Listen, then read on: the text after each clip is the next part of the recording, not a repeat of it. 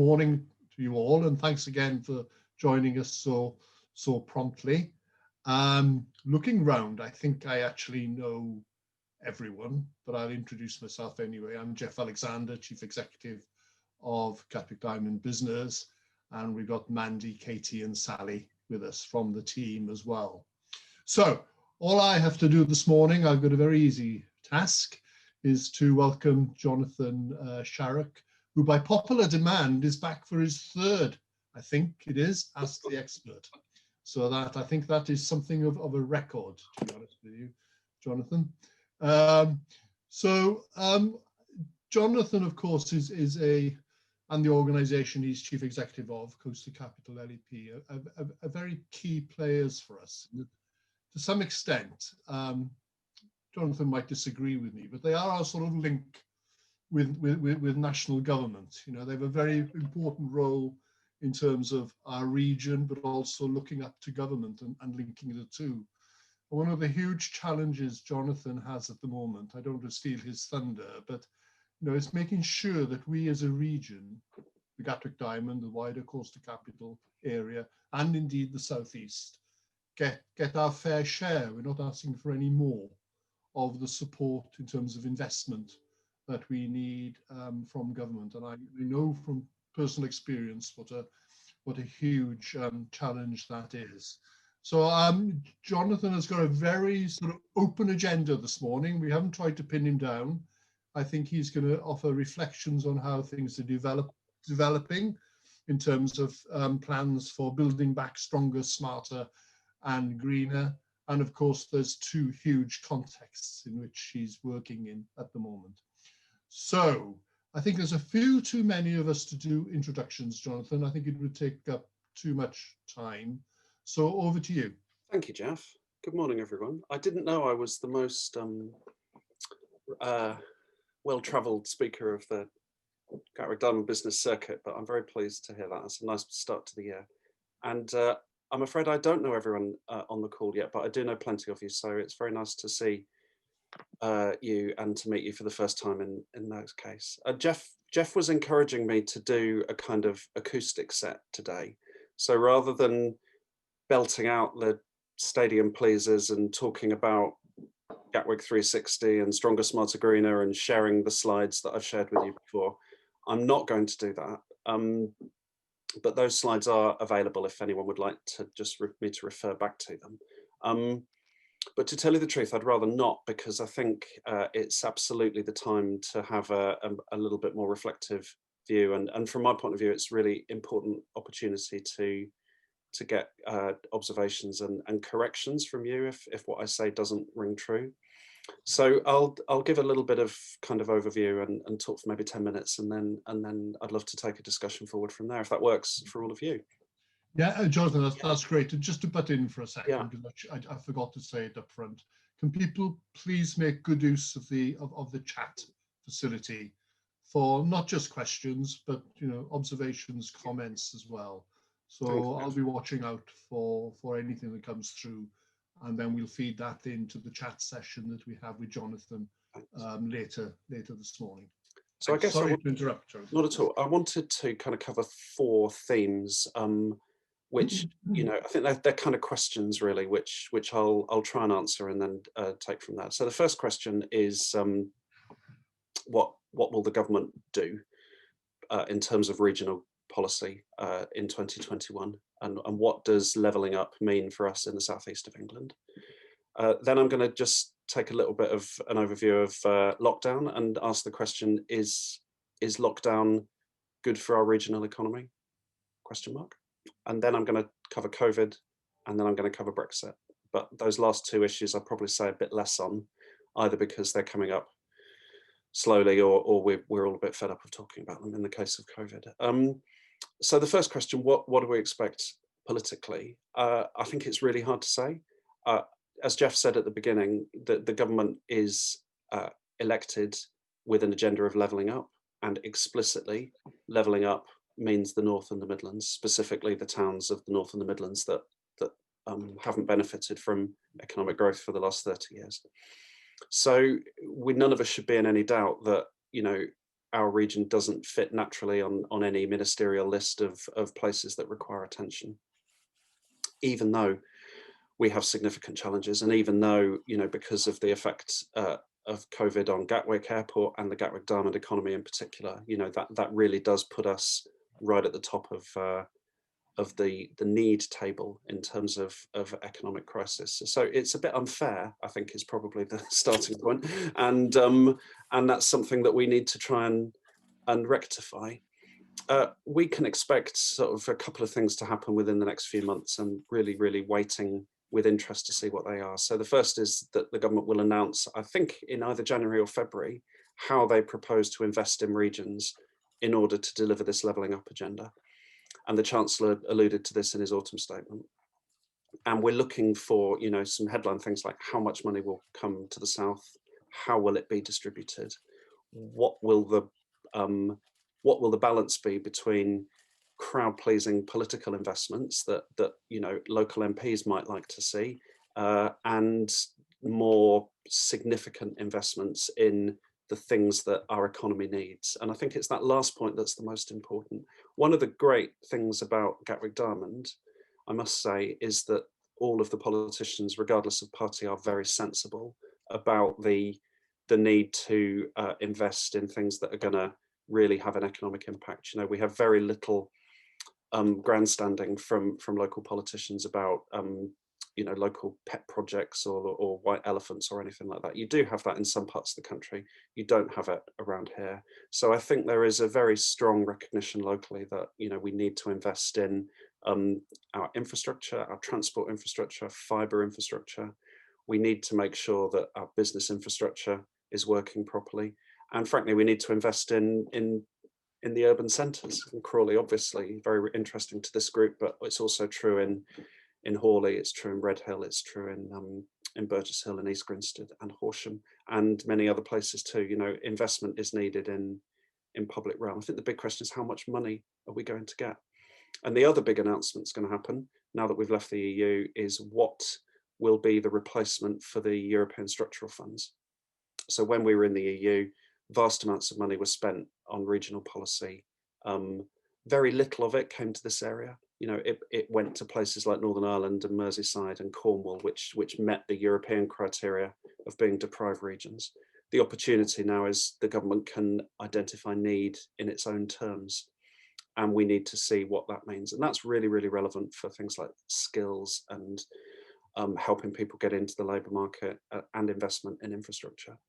So Coastal Capital will be at the forefront of both of those debates, but I'm afraid I've got no sort of prior insight as to what they are. We do have a budget expected the first week of March, and I suspect it will become clear there, but we're working very hard. And Jeff alluded to our strategies. So Gatwick 360 2 years ago, which says Gatwick is the driver of a £50 billion economy. That's a national asset and needs to be invested in. And then last September, Stronger, Smarter, Greener, our COVID update, which basically said, COVID's going through us like a hot knife through butter. We urgently need investment to give us a stronger, smarter, greener economy in Crawley, Brighton and the whole area. Both of those are in play with government. We need to see how the ministers are going to respond to them. So that's my first point. And my second point is sort of what's happening to the economy during lockdown. Is it good for the economy or is it bad for the economy? And I think the crude answer is I don't really know. I don't think it's good for the economy, but there are some good things about it. You know, the furlough scheme and the support for small businesses, whilst not ideal, and I know there'll be plenty of people on the call who feel that the support for small businesses isn't good enough, and there clearly are parts of the small business community that aren't helped at all by the Chancellor. You know, in aggregate, what they're doing is very significant and very expensive. And I think the best way I can see it is it's sort of putting a fire blanket over the national economy and keeping it there until the virus has subsided. Trouble is, you don't quite know until you lift the fire blanket what's left behind, you know, whether it's protected the asset, which it will do in some sectors, or whether it's just burned away without oxygen and there's not much to come back to. And I think, you know, in our region, we are very concerned about the retail, hospitality, leisure sectors. I think that's true across the whole country, but our region is particularly exposed to those firms because services are so important here. It's also really clear that Gatwick is going to go through major structural changes over the airport, say 5 years. I hope it's quicker than that, but you know, it's going to go through major structural changes. There will have been significant job losses at the airport and in the supply chain. There will be large numbers of people in the region whose jobs that they, you know, had every reason to think would be there for them have disappeared, and those jobs won't come back easily. And when the aviation sector does come back, it'll come back in a different shape, I'm sure, with different airlines, different types of roles, probably higher skilled, more automation, different models of travel. So, you know, whichever way we look at it, it's going to look very different once the crisis ends. I think there's a few things I'm not seeing enough of, which do give me a little bit of cause for concern. You know, there's a lot of talk about the joys of working from home and how working from home is going to be good for economies like ours, because Londoners are going to, you know, we're not going to commute to London so much, and it's all going to be a lot more kind of based in the towns. I think we've got to be quite careful about that. I'm not aware of enough examples of places adapting to that, and people on the call might feel differently, and I'd love to hear that if you do. But what worries me is that, you know, we've all sat in our bedrooms. I'm sitting in my spare room at the moment, and we're living in our own bubbles rather than living in the local economy. And then when things go back to how they were, you know, we'll either lose our jobs or return to work or do something different. What I'm not seeing is whether places in the coastal capital area are adapting to a future labour market. That goes to town centres, it goes to what's happening to workspace. Have we got enough flexible workspace coming through? Are there enough kind of small business clusters, growing sectors? You know, if commuting is going to be a less important part of our economy, then what's going to replace it? And how's that going to pay the sorts of high wages that you need to live and work in Sussex and Surrey? And it would be really interesting to get your views on that, because it talks pretty cheap, and I think people are talking a good game about that, but I haven't seen much in the way of follow through, and I'd be really interested in that. And then to move on to number 3, a bit more briefly, which is sort of, will COVID have long-term effects on the economy? I'm sure that it will. I think one of the things it's highlighting, because we do have such labour market challenge in the region, is highlighting areas of the economy that find it really hard to recruit, and you know, which are going to become more and more important going forward. So the 2 obvious ones there are the care sector and the agriculture sector, both of which are desperate for staff, and where the actual ability of people to move away from previous jobs into those sectors isn't yet tested. So those sectors are going to become much more important in the future. There are some sectors, unfortunately, which will be less important. Aviation is one. Clearly, retail is being massively transformed by COVID. And that is partly for good and it's partly for bad. And I think the big unknown is how quickly the consumer-led stuff is going to pick up.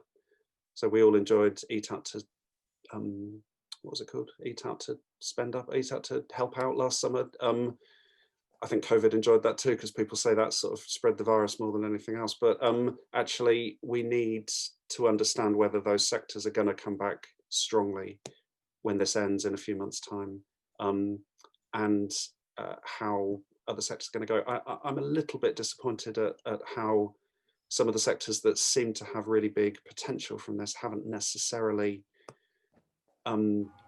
changed that much. I'm thinking particularly of the tourism sector, you know, where I think there must be a huge opportunity for English tourism in the next 3, 4, 5 years, but I'm not aware of that much investment in the tourism sector or kind of that much new capacity being added in the English tourism sector. I would have expected that to kind of, you know, step forward, but I might be wrong, but I haven't seen very much of that. I think I'm probably reasonably glass half empty about the effect that COVID's going to have. I think if the London labour market suffers, we will suffer massively. And if consumer-led spending picks up quickly, we will probably be a bit better off. But those 2 things need to be seen. And then the final point is Brexit. What effect is Brexit having on the region? Again, I think it's far too early to say. We know that the deals happen now, and the terms of our future trading relationship are now clear, but it's very visible that there's a lot of adjustment being done by that. You can see that, I think, in Northern Ireland today in the press. You know, there's a lot of issues about exports to Northern Ireland. I understand that traffic at Kent and at Dover and the main Kent ports is 60% below what it was before. So a lot of people have stockpiled, hoping that, you know, they can get through January based on their reserves, and we're going to see that traffic pick up quite significantly next week and beyond. And then it will become clear whether there are going to be trading issues or not. There are some evidence that there are trading issues, and I think the area that I'm particularly aware of is smaller exporters, crudely people who don't own their own logistics fleets, because if you're big enough to own your own logistics fleet, you can control the export chain very clearly. If you're a smaller exporter and you have to buy space on someone else's lorries, then you're a lot more vulnerable, because you do your customs work. But if you're sharing your lorry with 10 other firms and one of those other firms hasn't done their customs paperwork properly, then the whole shipment gets turned back. And there's some evidence that that's happening, which is concerning. And the biggest concern of all is, given that most of our economy is a service-based economy, what effect the new trading relationship will have on service businesses. So there are significant issues about non-recognition of professional services that you know will impact large numbers of firms in our region. It's not yet clear if firms are going to be able to recruit the skills they need, where previously they went to European labour markets. They can't do that anymore.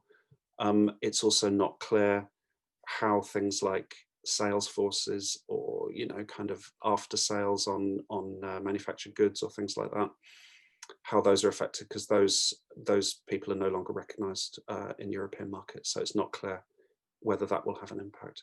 So it's clearly a very, very complicated picture, and we will say crudely, the bigger the firm, the easier it is for you. And there's a lot of small firms on this call, I know, so it'd be great to get particular feedback from colleagues on that. What Coast Capital's doing, both on COVID and on Brexit, is working very closely with government to feed information back. So I have to do a weekly report to the Department for Business on what we're observing in our region.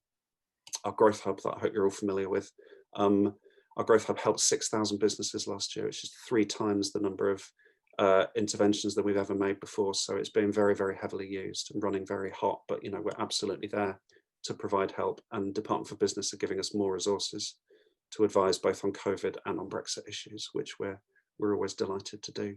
So you know, that's one of the tools we have to get that information flow backwards and forwards.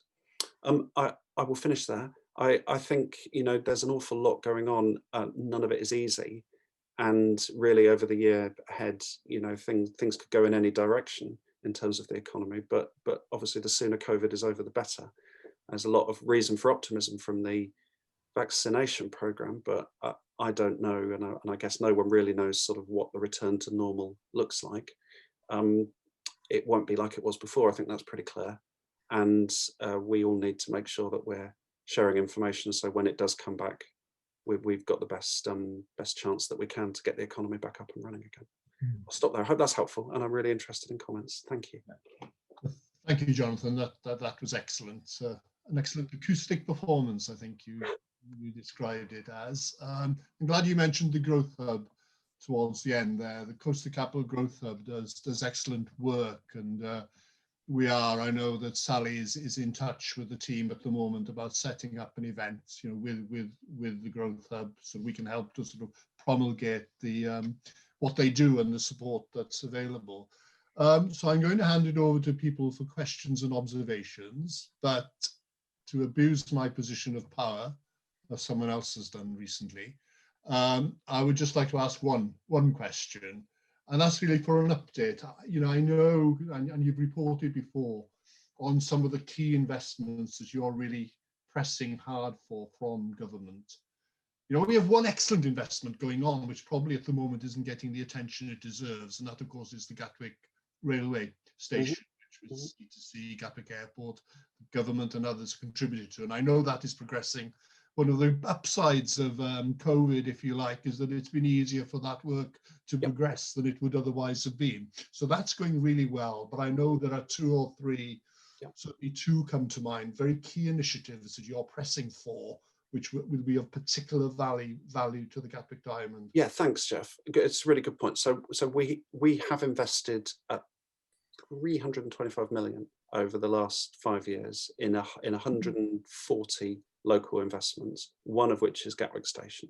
As you say, although Network Rail and Gatwick Airport are paying the lion's share of the cost, it's on track to be delivered ahead of schedule and will be a fantastic new station, not just for the airport, but for the whole sort of business district around the airport site. So that is fantastic. Then I think there's two other things to report on. We have also been lobbying Network Rail and government for many years for an investment in the whole railway network, which would need to be done at Croydon, because it's the Croydon upgrade improves capacity on the whole line. I'll be honest with you, that's gone pretty quiet in the crisis because the railway industry has had a lot more to deal with than future investment plans. But it's absolutely on Network Rail's national investment priority list, and once things get back to normal, be a decision for the Secretary of State to take on whether he invests that or not. And that's going to be a £2 billion investment, more or less, which would give us 20% more capacity on our railway. And that would make a huge difference for the Gatwick Diamond and the whole of the Sussex and Surrey network, because it would make us fit for the 21st century, really. Other big things are the new runway at Gatwick, where, reading in the paper, the shareholders have confirmed their intention to go ahead with the new northern runway at the right time. So I can't speak for Gatwick, but clearly that's a very exciting project which they want to progress as quickly as they can. And then the other main cluster of investments is in Crawley. Actually, the Crawley town deal, the council's progressing very well. It hasn't yet been confirmed by the government, but they've submitted a really exciting bid for multi-million investment in Crawley. And associated with the town deal, there are other bids going forward. So Coastal Capital is leading on an innovation centre for Crawley, which would overhaul the level of high-tech innovation and manufacturing at Manor Royal. There's a separate bid for an Institute of Technology based around Crawley College, which would provide university-level training and education in Crawley, and a couple of other things too that I can't say too much about. But all in all, it's all about making our region nationally relevant. We're not going to get political attention by being parochial. We have to be able to pitch our region as an equal to places like Birmingham, Manchester, and Liverpool, and we have to present it as a significantly better investment than any of these towns in the North and the Midlands that believe they need to be at the front of the queue. So I hope that's helpful. Thanks. Excellent. Right, I would like to now open it up for questions. I say questions. Jonathan is interested also in just having your feedback on the challenges and opportunities as you are facing now, and how you see them developing in future. So it doesn't have to be a sort of a cross-examination of Jonathan. So it's more of a discussion than a question and answer slot. So if I haven't put you off, who would like to ask first? Just put your electronic hand up or jump up and down or whatever, and we will try to pick you up. I do have a question on chat, which I will turn to, but let me just see if is there anyone waving? Yes, Jeremy is waving. Yeah. Always keen. Morning all, and morning Jonathan. Thanks for coming along. Coming along today, obviously. You alluded earlier on to support given to SMEs and small businesses, and I was just wondering if there's a role or a position that Coastal Capital can take to support director-owned limited companies. I think there's a number of us on the call that I'm aware of that have been excluded from various schemes, and it would be good to understand what lobbying role maybe Coastal Capital can take with Treasury or with Bays, just to put across the fact that of those that have not received support, we do tend to employ an awful lot of people. And the self-employed scheme, as you say, has been very good and very generous, but we've missed out quite a lot of limited company directors, and I'm sure there's a few on the call today that would be interested. I mean, Thanks. I'm very well aware of that. I'm very sympathetic to that, and actually, our region has a disproportionate number of director-run businesses, so we're far more exposed than most areas. I have discussed this with a large number of MPs and including Treasury ministers and other people all across the country have done the same. And I think the government's made up its mind, crudely, I think the government's made up its mind what it's going to do, Jeremy, and that's set out in the policy. I mean, the response they give us is lots of money going through local authorities to support local businesses, and there's more and more discretion for those local authorities to spend the money in different ways, whereas to start with it was very closely tied to business rates. Ministers believe that local authorities have now got both the cash and the discretion to support any business that needs help. It's probably gone beyond the point of where the LEP can make a difference to that. We have no formal role in the distribution of those local authority funds, and I'm not that well cited on how they've been spent. But the point is well made, and you know, I'm very aware that for director-run businesses, you know, the incentives on the business owners are a bit different to if they're wage employed. And certainly if we came out of the crisis with a large number of our director-run businesses not there anymore, we'd be in real trouble, because they occupy a significant part of the economy and they employ an awful lot of people. So it's certainly something we want to stay close to, but I'm afraid I think we've probably exerted all of our influence in terms of trying to help get the point across. Okay, I have a question from Jeff Downs in the chat, and Jeff, we call Jeff Old Jeff, and we call me Little Jeff or Young Jeff, by the way, just so you can distinguish between us. Jeff is a member of the GDP Executive Council. Jeff's question is, what are the prospects for school leavers in the medium to long term in the region?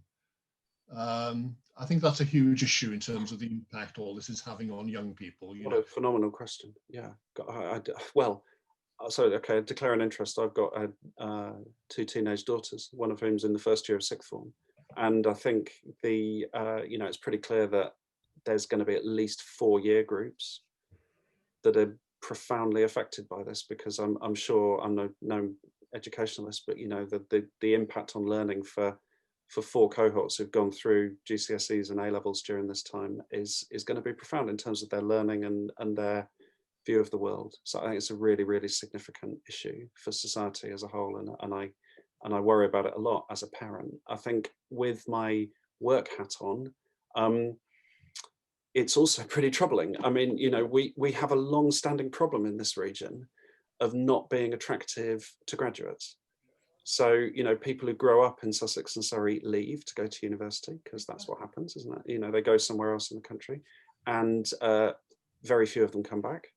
And young people who study in Brighton or Chichester or Epsom, not as many of them stay here as they should, partly because it's too expensive. So one of the structural weaknesses in our economy is that, you know, it's not cool enough to attract 20-somethings, and it's not affordable enough to attract 20-somethings. So it's not a particularly enviable place to be. And I know that is a real problem for a lot of employers. And it's a real problem because, you know, graduates do, where graduates cluster tends to become the place where businesses grow and evolve, and you get specialisms as a result. And Brighton does that to some extent, but you don't get anywhere near enough of it in the Gatwick Diamond or Croydon for that matter. So there is a lot that needs to be done, particularly through the planning framework and the kind of provision of housing and the creation of a work culture in our towns that make them attractive to young people. And more specifically, there's an awful lot of support and help that needs to be given to pretty much everyone from the age of 15 to 25 to help them kind of, you know, find their place in this new economy. I do worry very much about the unemployment situation that's going to evolve, and I do worry very much that young people always suffer in a post-recession labour market. And I think when you put those together, you know, there's already plenty of reasons for young people to move away from our region. I think COVID might actually just give them another one. So I'd rather be poor in a cheap town in the north, you know, than poor in a cheap town, in an expensive town in Sussex and Surrey, frankly. And I think that's something we all need to address. So I don't feel massively optimistic about that. You know, the LEP is working really, really hard with schools and colleges to make sure that careers advice is available. We have our excellent enterprise advisor system where business leaders go into schools. One of the things we've done this year is create a careers hub. It's one of a few in the country, and the careers hub is focused in East Surrey and the northern part of West Sussex. So it includes East Grinstead and Crawley and Horsham, as well as the East Surrey towns. And what we're doing there is working with those schools and sixth form colleges to really, you know, hothouse the training advice. Got 2 lead colleges. One is Nescott in Epsom. The other is St Francis of Effingham School in Leatherhead, which are national quality careers providers. And we're trying to get all the schools up to the same standard. So we're doing absolutely everything we can. And there are jobs for young people. But I think the strategic issue for the region is, you know, if we're going to have 5 to 10 years of really difficult employment situation for young people and graduates, well, how do we keep them here rather than see them all go up to Birmingham and Manchester? I think that's the challenge. Thanks. Jeff, would you or anyone else like to come back on that sort of whole area that Jeff has introduced in terms of young people and the whole sort of the wider sort of skills agenda? Is there anyone? Would anyone like to? I'd like to jump in if I can, Jeff. Where are we now? It's Jermaine. Oh, hello, Jermaine. Hi. How are we doing? You're way away. You're at the end of an incredibly large table. No worries at all. Well, good to see everyone. Jonathan, thanks very much. I just want to jump on the back of what Jeremy was mentioning with regards to investment, because it's never clear what the criteria is for small businesses to obtain investment or in order to create more jobs, because I guess it all comes hand in hand, doesn't it? You know, we all want to create opportunity for young people. We want to train them up. We want to develop their skills, and we want to obviously see the return on that investment. But you know, what is the criteria? What does the local authority or, you know, Coaster Capital have in place in order to support the right companies? Because, you know, one thing that is clear throughout the whole of COVID is, you know, maybe we've supported businesses that, you know, were possibly going to fail anyway. Yeah. So how do you support the businesses that are desperate to grow and develop and create opportunity? Well, that's a good question. I mean, as my fire blanket point, you know, the Chancellor's put all this money to kind of try and keep the economy stable and put a fire blanket over it. What'll be left when we lift the fire blanket, I think is exactly the question. And the local authority funds are very, very significant, but they're designed to help businesses get through the crisis, you know, through business rate support and grant support. And there's specific grants for pubs and hospitality and all that kind of stuff.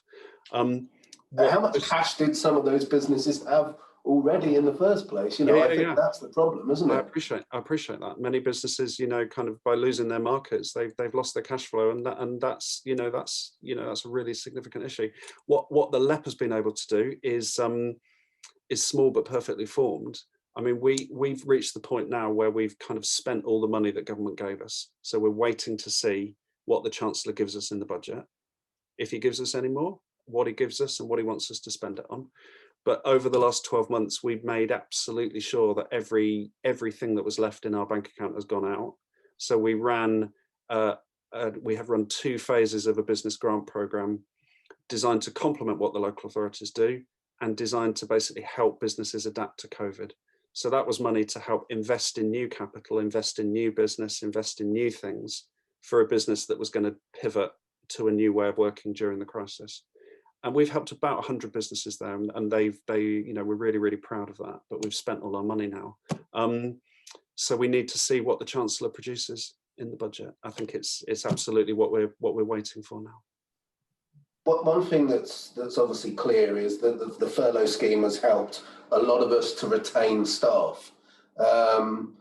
Will there be an opportunity in the future to help businesses employ new starters, rather than, might sound like a wacky idea, but, you know, rather than people going and signing on, you know, putting them in touch with local businesses that can offer them an opportunity. So there's a thing called the Kickstart scheme, which you can look at. So that's the Chancellor announced that 6 months ago.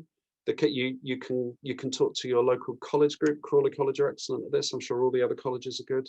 So the Kickstart scheme basically is designed to provide 6 months in a work environment for a young person just leaving college, and it's really good. We are taking on a Kickstarter. We're thinking of taking on a second. So it's salary support for the first 6 months. Absolutely, yeah. And it's a really good way of bringing people in and giving them that taste. And you know, I was just a little bit glass half empty about the long-term picture, but there's a really practical short-term thing that the government's set up, and there's other stuff around training and things in due course that will come through the job centres. So you know, there's stuff there, but in a region like ours, which is used to full employment and used to kind of, you know, large levels of jobs, we fundamentally need the whole economy to get back up on its feet, don't we? So things can start rolling again. That's really important. That's brilliant. Thank you. Jonathan, the questions are now rushing in on chat, so I'll pick up one from there. Maretta Langler asks, 2 of our main clients are London centred, and the feedback they're getting from their young team members is that they don't intend to stay in London in these new times, something you've already touched on. Could this help us as a slightly cheaper neighbourhood? Well, I hope so. I would say cheaper and better. Yeah, I mean, of course, we're not cheaper than London. I mean, I think we need to be really, really clear about that. You know, the average multiple of income to house prices in London is 8 to 1. The average multiple in coastal capital area is 9 to 1. And it's in many places it's 12, 13, 14. If you want to live in Chichester, it's 16 times median income to buy a median house. So let's not kid ourselves that we're cheaper. There are other places that are cheaper, you know, much cheaper. You can go live in Essex or Norfolk or Warwickshire or somewhere like that, and be kind of just as close to London as you are in Sussex and Surrey. So Maretta, I do agree with you. That should be an opportunity for the region, but it's the point I made before. You know, I think it's easy to hope that that's going to happen, and I'm not seeing enough evidence that places are getting ready for it. You know, so as all these high streets start to die, I would have hoped that by now we'd be seeing, you know, really clear plans for X town centre, Y town centre to become a hub for startup, scale-up businesses. We desperately need business space, and we need to see it start to come through, and the government's really keen to push that, and I fully agree. Some places are still affordable within the region. Crawley is an obvious example, probably the only example that's within commuting distance to London. But as we've discussed, you know, we all know the challenges that the Crawley economy faces, and lots of people are leaving London and coming down, but they tend to be homeowners based in London jobs with lots of large capital. And there's also a lot of evidence that they're skipping over areas like ours, and they're moving down to Hampshire and out to Norfolk and out to kind of more rural areas. And I think there's a lot of London workforce who are planning on, you know, continuing their London jobs working remotely in the long term. I think we've got to be really clear that under 40s who don't have housing equity, you know, are in a very, very different position. And if we want to bring them here, we've got to provide the jobs, the houses and the workspace for them. It's as simple as that. Thanks, Jonathan. Simon Shooter was momentarily replaced by a cat, but Simon is back with us. Tony Reid makes a comment which itself could be the subject of a whole hour's debate, which is he comments on the region's over-reliance, as he puts it, on Gatwick Airport. I would say that is well, debatable, but he raises the conundrum in a way that we want investment, we want to attract more particularly high quality jobs, you know, opportunities for our young people, and yet we struggle in terms of infrastructure meeting the demand that we already have. And how do we square that difficult conundrum, that imbalance, if you like, between ambition and what we have in terms of ability to absorb? Well, I mean, crikey, I could write a PhD thesis on that. That's a brilliant question. I think sometimes we can look too much at the big picture, and actually it's easy to think about problems when we think about the big picture. I think we also need to look at the small picture. There is we should be really, really confident and bullish about a place like Crawley or Hawley or Horsham Red Hill, places like that, places in and around the Gatwick Diamond, which are, you know, towns that traditionally generate vast numbers of jobs and vast numbers of wealth, vast amounts of wealth. And I think it's probably true that we have been a bit too dependent on the airport. And the airport will come back. The airport's a fantastic thing. It's central to our identity as a region. But, you know, as it changes, we need to make sure that other sectors are growing really quickly so that, you know, people who were formerly employed in aviation can find work more easily, whether that's in manufacturing, distribution, service sector, or whatever. I think probably the retail question is a bigger question for the region than airports. You know, retail will massively change, has massively changed, will look completely different, and our town centres will look completely different. And that to me is the most important thing. You know, everyone in life makes an active choice to live somewhere. You only make those choices once or twice in your life. And, you know, looking at this generation of people thinking about, well, why am I living in London? Why don't I move out to the countryside? I think we should be straining every sinew to make Crawley and the towns around it, our area, the attractive place for people to live. That often people don't think about the infrastructure when they make that decision. They think, oh, the restaurants are good. You know, can I buy a nice house with a nice garden that is affordable? Are the schools good? Is it the sort of place that I want to bring my family up in or move to with my for the next phase of my life? We do have a lot of assets there. You know, we've got this beautiful environment. We've got all the great things about the region. But you know, I'm not sure individuals make the choices based on infrastructure normally. Okay, we are getting into quite deep areas now.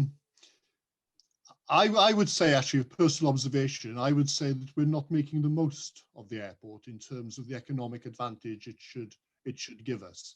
And that leads into a comment and question from Gerry Lawrence, actually.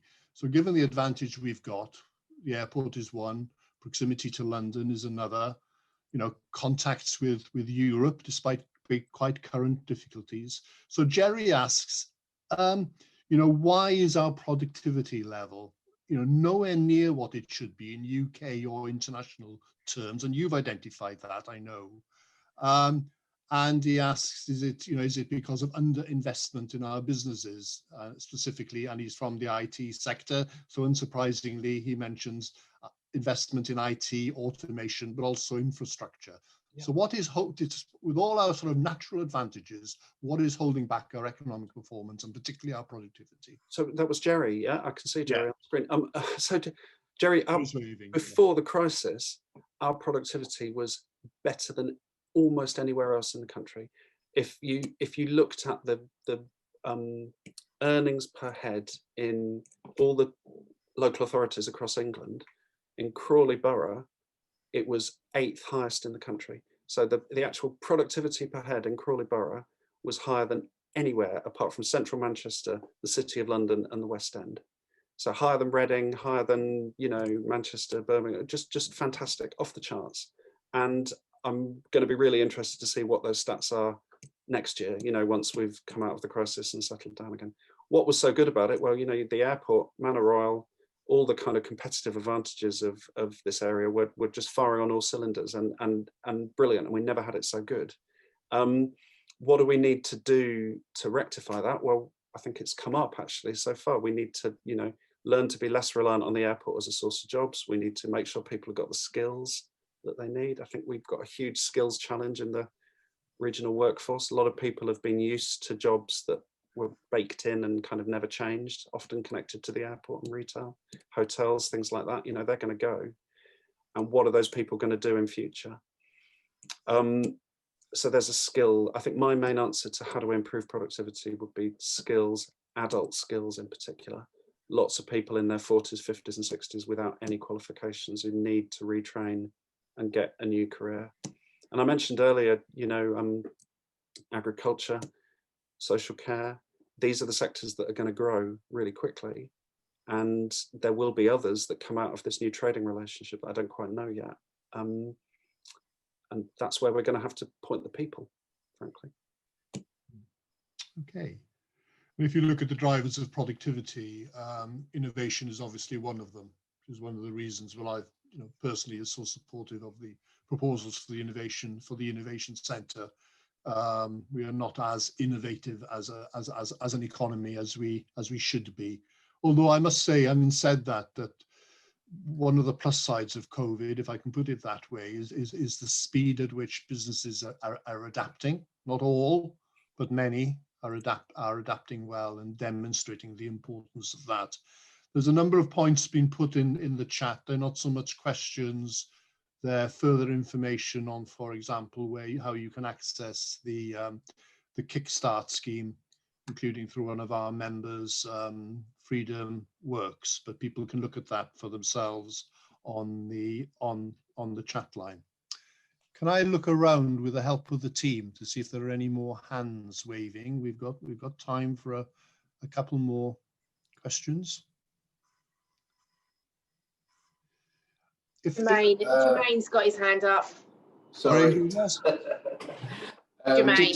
Just one other question, Jonathan, was I know you were going to discuss Brexit, but do you think the government has missed the trick with regards to not promoting Brexit, but helping to promote the circular economy within the UK and encouraging people to, buy local and keep the money within, our own communities? Or do you think COVID has been a distraction to that? I think COVID's been a distraction from everything, Jermaine. So I'm I'm sure that's true. I mean, look, successful economies trade, don't they? I mean, that's kind of, every country's got the capacity to make everything it needs, and yet the world revolves around trade. So, trade's essential.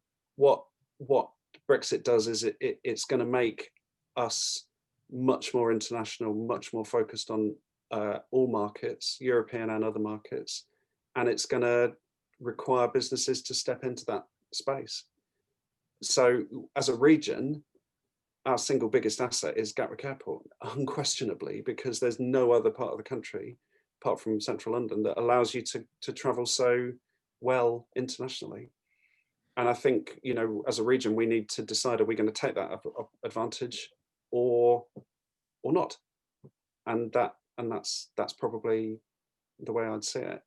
There are many businesses in our area who export really successfully. The single biggest challenge they have is finding premises to grow and finding staff to work. And there's lots of challenges there. We need to get better at skilling adults. We need to get more people into the labour market. In our area before the crisis, about 25% of working age people didn't work. It's not because they claimed unemployment benefits, because they decided not to work because they had taken early retirement or stepped away from the labour market. And that's probably a luxury we can't afford going forward. We need to just get much more focused on how our local economy works. It's either that or become a commuter belt for London. That's the choice. Thank you. I know Jeff Downs has had his hand up, but before I go back to him, there's a question on chat that sort of follows on from this sort of international trade Brexit area, and it's from Susan. Well, I think it's Susan Fleet, if you'd like to give us a wave. There, yes, I'm right. So Susan's question is there a local resource for providing advice on importing products from the US? I'd say exporting as well. There seems to be a lot of additional red tape that wasn't there last month. So where do businesses in this region turn to for their advice on? If you go to our growth hub, that's C2C Growth Hub, which you'll find on Twitter, and you can find, I don't know the phone number offhand, I'm afraid, but you can find a website.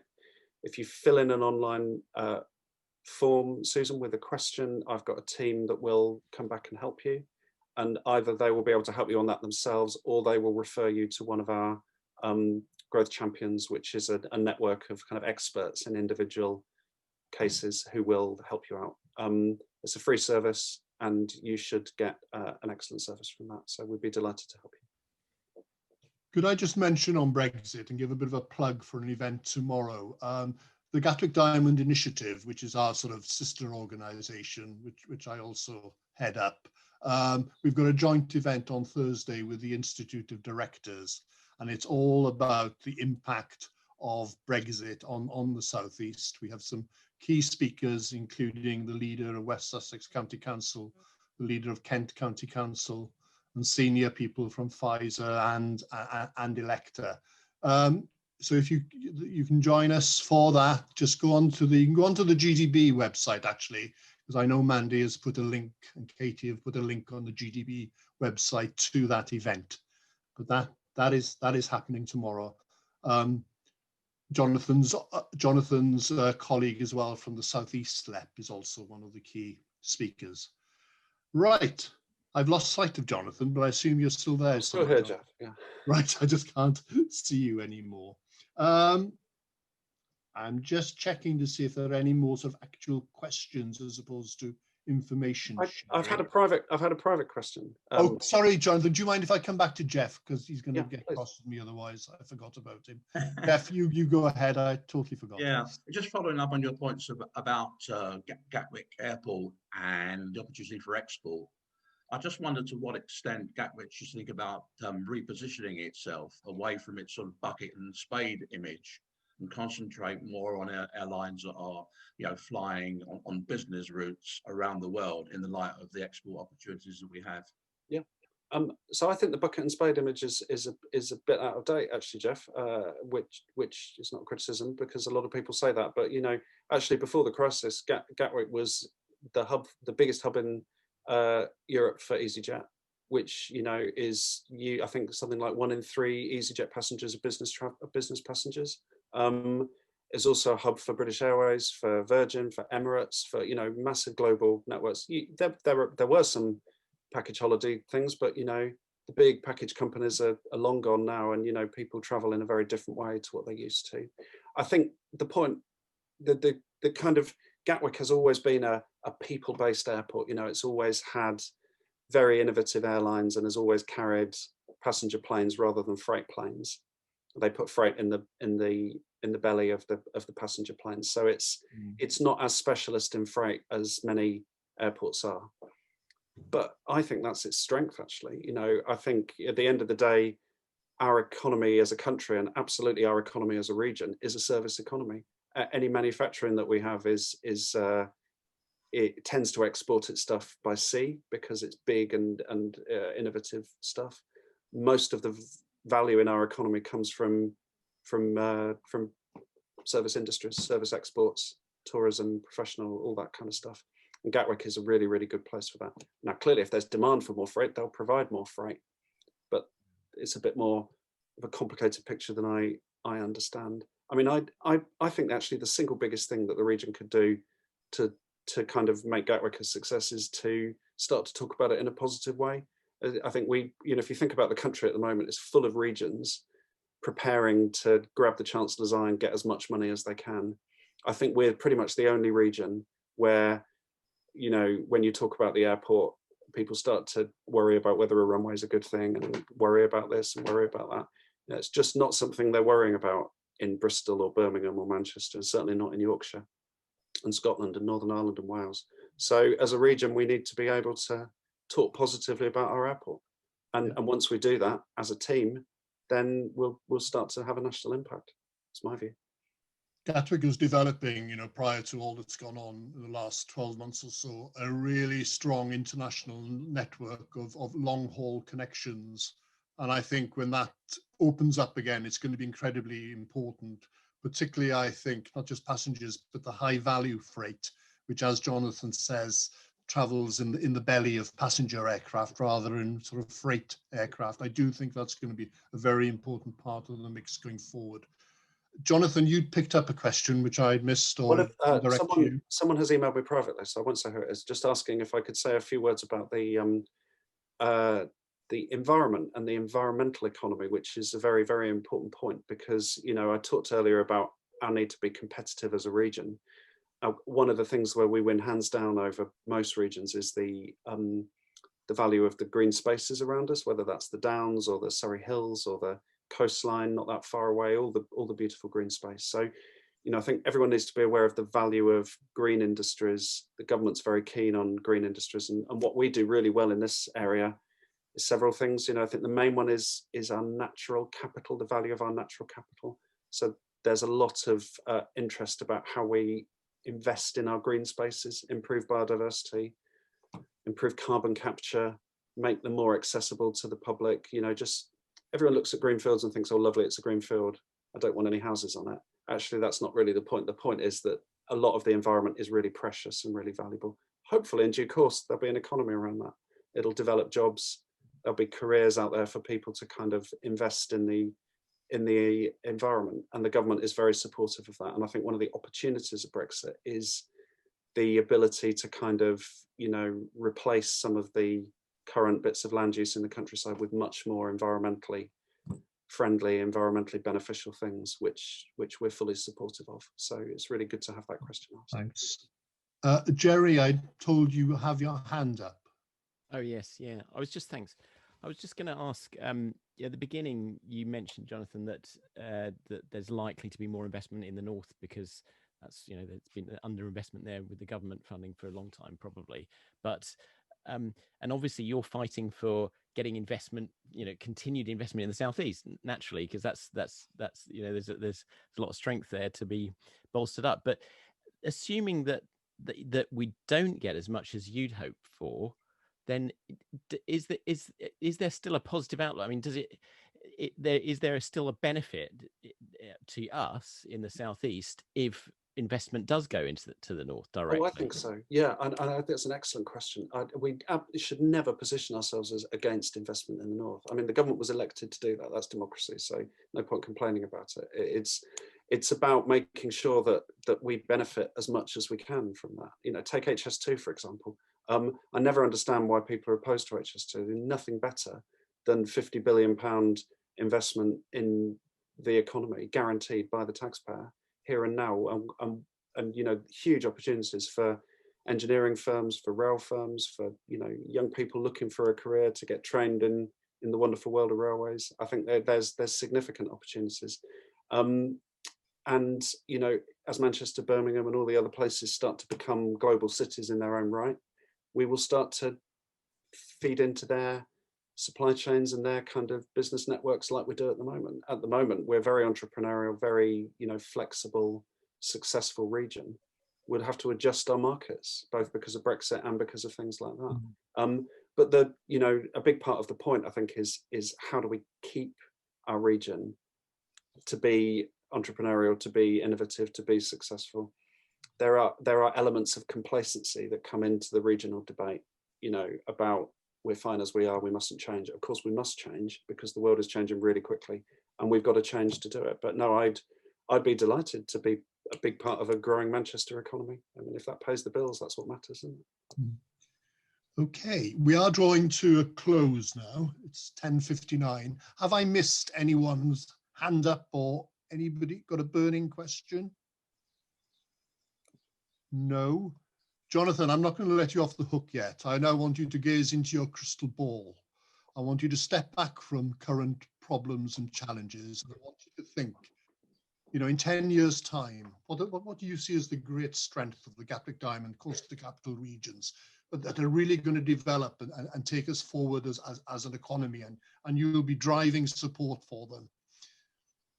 Go for it. Well, I think we should be talking about our airport region as if it were a city region. I think we should be talking about our airport, whatever name we give it, we should be talking about our airport region, our Gatwick Diamond region, as a national kind of player, which it is. And we need to find the language and the names and the political cover to do that. And business community has got a massive role to play in that. I think we often look back and think about ourselves as towns and countryside. Actually, we've got the economy of a city. And I would hope that in 10 years' time, we've come a step closer to doing that. Not because I want to, you know, I'm not interested in the local government dimensions of that. It's about the kind of having the credibility, the confidence, the reputation, the image that makes people want to live here. You know, our competitors are Manchester and Birmingham, not Canterbury and Reading, and we need to be able to kind of step into that space, I think. Okay, good, thank you. That's been brilliant as ever. We've certainly made good use of the time in terms of the range, but also the depth of some of the questions and areas that we've explored. So all that remains for me is to thank you. And could we have a sort of not a virtual, real round of applause for Jonathan for contributing so fully. Oh, very kind. And we'll see you again for your fourth Ask the Expert sometime when things have Always a moved pleasure. on. It's lovely to see, and thank you for your Good. very interesting and respectful questions. Cheers. I really appreciate it. Thanks Good a lot. luck, everyone, in the next few months. Thank you. Okay, cheers. Lots of thumbs up. Good.